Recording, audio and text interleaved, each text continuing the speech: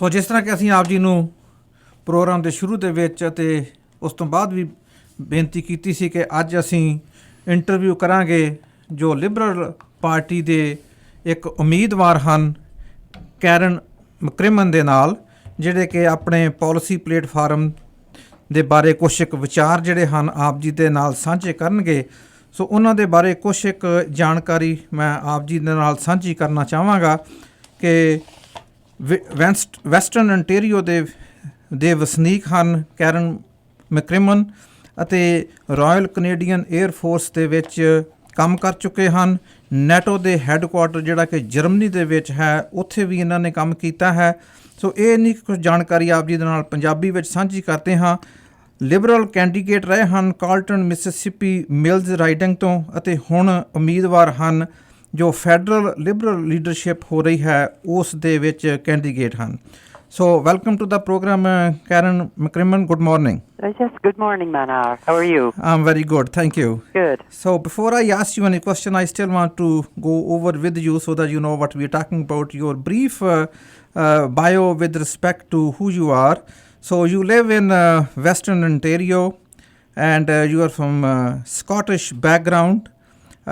When you were in high school, you joined Royal Canadian Armed Cadet Program. And then at that same time, you were doing your Bachelor of Arts in Russian and Linguistics from the University of Windsor.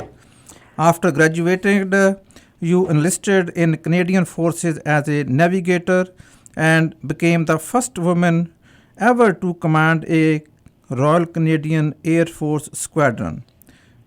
You worked in NATO headquarters in Germany, and in 1995, you were awarded the Order of Military Merit, which is one of the highest peacekeeping military awards which is handed out. After your retirement, you studied negotiation and mediation, and you have been a Liberal candidate for the Carleton, Mississippi Mills riding, and now you are a candidate of the federal Liberal leadership, in which we have number of different candidates. Anything else you want to add about your introduction? Well, that's a pretty complete introduction. Thank you so much. All right. So let's start with saying that, or asking rather, that why you jumped into this race and what you think is your angle on this leadership. No, very good question. For me, having been a member of the Air Force for so long, I traveled all over the world. And when you come home, you realize just how lucky we are to have what we have here in Canada. And I see my country going down a wrong path of accumulating debt, of alienating our friends and the people we would normally work at, and becoming really adversarial and aggressive rather than the more even-handed, open-minded kind of Canada that I came to know. I as a military veteran, I have very strong feelings about what leadership is and how you go about in building a strong team and a strong country.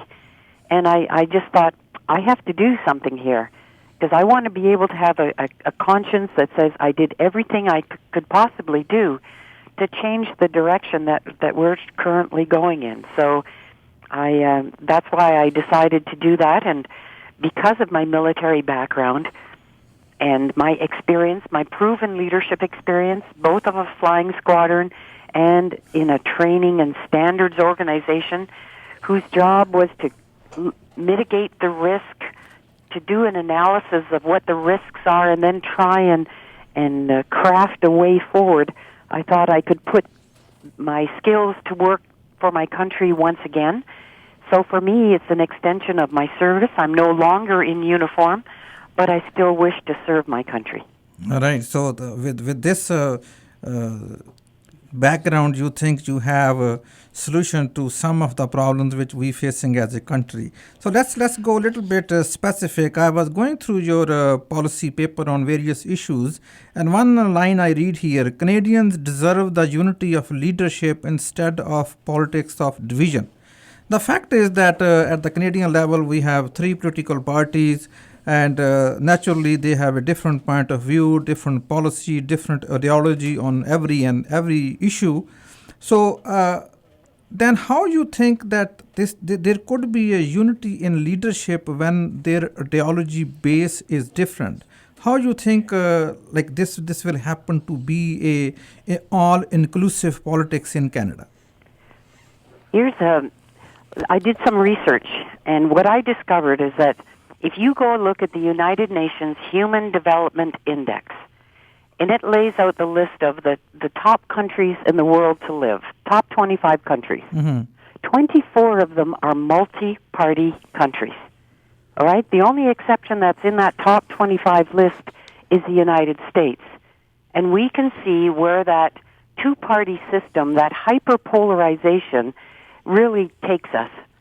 So the other countries who've managed to forge progress and a way forward, they've done it building consensus. And that's, I think, one of our strengths in Canada, and it's certainly seen that way from the rest of the world. They say, and I've talked to people from around the world, look at Canada.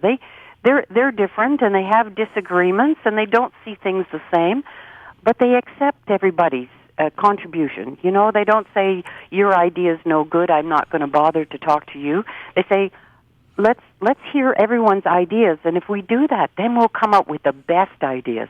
So are you suggesting that the way we govern ourselves right now, there is need to make some changes in it? For example, are you saying that maybe we need a proportional representations to govern it so that there is a unity in leadership? Are you suggesting that?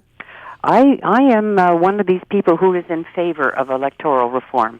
And the kind of electoral reform I would like to see is get the ideas from the Canadian people. Listen to the people who have those ideas. And for me, what I suggested is that we'll sponsor 2 national petitions. One national petition says, I do not want to change the current system. I like it because of the following things. And there are some advantages to the current system. It's simple, it's easy, it's familiar, you get the results quickly. But there's a lot of other people who can see that there's shortcomings. Mm-hmm. And so put out another petition that says, I would like to change the electoral system in Canada, and the electoral system I would like to see would. And then give them a choice of 8, changes. So make it more proportional by the common vote. Cap election spending. Make the Senate accountable. Give them a list of and then find out what are the priorities for Canadians. So you are suggesting that maybe we need to look over, as I said earlier, the way we govern ourselves and have more consensus rather than who has a majority in the parliament. That's absolutely right. And I would even go a step further and saying maybe, like in Switzerland, they do some direct democracy. Mm-hmm. The Swiss actually gives their government their priorities. Okay, the government...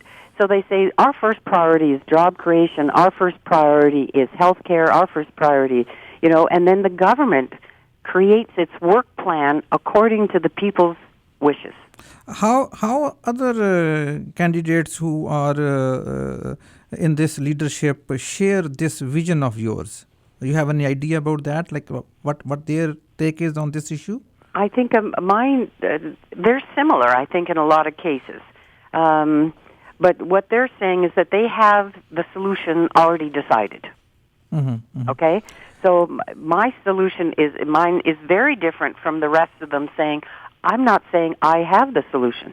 I'm not saying my idea is best. I'm going to talk to the Canadian people, and they're going to say which idea is best. Let's move on to the other issue, and again, I'm taking this from your policy platform. You talked about First Nations people. Mm-hmm. And you said this is one of the issue on which we need to take action. But on the other hand, you talk about building Canada, building trust, building confidence, building relationship. Question is, why over the last many years we as a nation have not been able to develop a relationship and trust with First Nations people? Why they are still demonstrating to have their issues addressed? In your opinion, where we failed and how you will fix it And most importantly, do we as a nation have a willpower to do that?